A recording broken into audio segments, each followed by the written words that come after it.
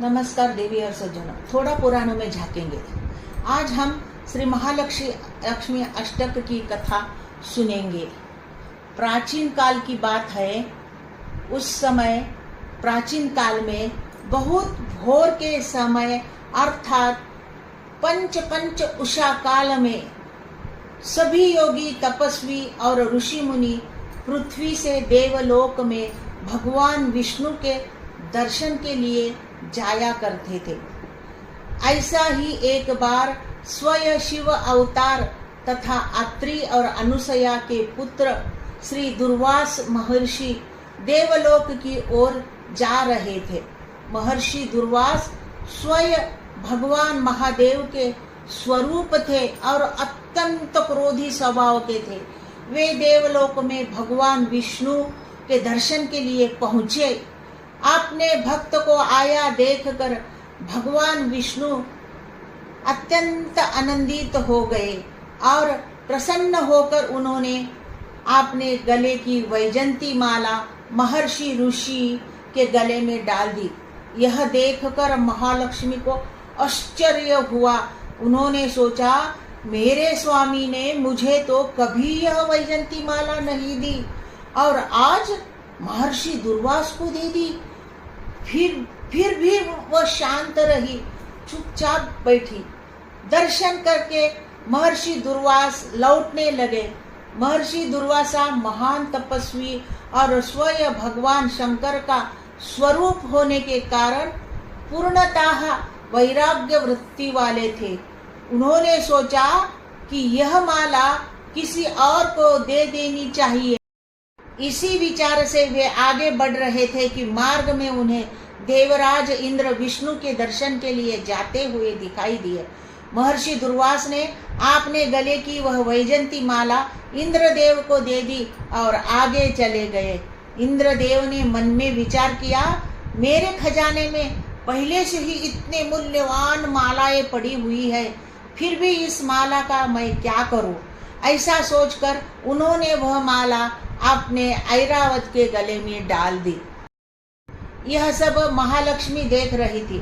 अपने पति भगवान विष्णु के गले की वैजंती माला इंद्रदेव ने ऐरावत के गले में डाल दी। यह देखकर महालक्ष्मी अत्यंत क्रोधित हो गई और उन्होंने क्रोध में अपना मुंह फेर लिया, क्योंकि पति का अपमान कोई भी पत्नी सहन नहीं कर सकती। स्वयं महालक्ष्मी के रुष्ट होते ही इंद्र का सारा वैभव एक क्षण में नष्ट हो गया। इंद्र भयभीत हो गया। वे भगवान विष्णु के पास जाकर क्षमा मांगने लगे। भगवान विष्णु ने कहा, तुम मुझसे क्षमा मत मांगो। तब इंद्र बोले, मुझे देवी से भय लगता है। उनके हाथ में तलवार है, शंख चक्र है, गदा है, मुझे बहुत डर लगता है। तब विष्णु बोले, सिंहनी के बच्चे को सिंहनी से कभी भय नहीं लगता। यदि पुत्र शरारत करे तो माता क्रोधित होना स्वाभाविक है, लेकिन क्षमा मांगना ही उसका उपाय है। यदि पुत्र अपने माँ के गले लग जाए तो संभव है माँ उसका हाथ हटा दे। यदि वह माँ की कमर पकड़ ले तो भी माँ का क्रोध पूरी तरह शांत नहीं होगा। परंतु यदि कोई पुत्र जाकर माँ के चरण पकड़ ले तो संसार में ऐसी कोई माँ नहीं है जो उसे ठुकरा दे। महालक्ष्मी तो संपूर्ण जगत की जननी है, समस्त विश्व की माता है, इसलिए तुम जाकर उनके चरण पकड़ लो। भगवान विष्णु के कहने के अनुसार इंद्रदेव माता महालक्ष्मी के चरण पकड़ लिए और उनके सामने नतमस्तक हो गए। उसी क्षण जगत जननी महालक्ष्मी की आंखों से आंसू बहने निकले, क्योंकि अंततः वह माँ ही तो है। उन आंसुओं में से 2 बूंद इंद्रदेव के मस्तक पर गिरी। महालक्ष्मी ने इंद्रदेव को क्षमा कर दिया। तभी इंद्रदेव को श्री महालक्ष्मी अष्टक का दिव्य स्मरण हुआ, जिसे आज घर घर में श्रद्धा से पढ़ा जाता है। महालक्ष्मी अष्टक अत्यंत प्रभावशाली स्तोत्र है। यह भक्तों के सभी प्रकार के संकट को दूर करने और दुखों का नाश करने की शक्ति रखता है।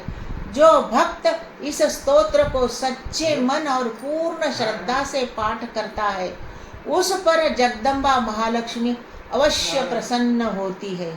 धन्यवाद। मेरे चैनल को लाइक करो, शेयर करो, सब्सक्राइब करो। धन्यवाद।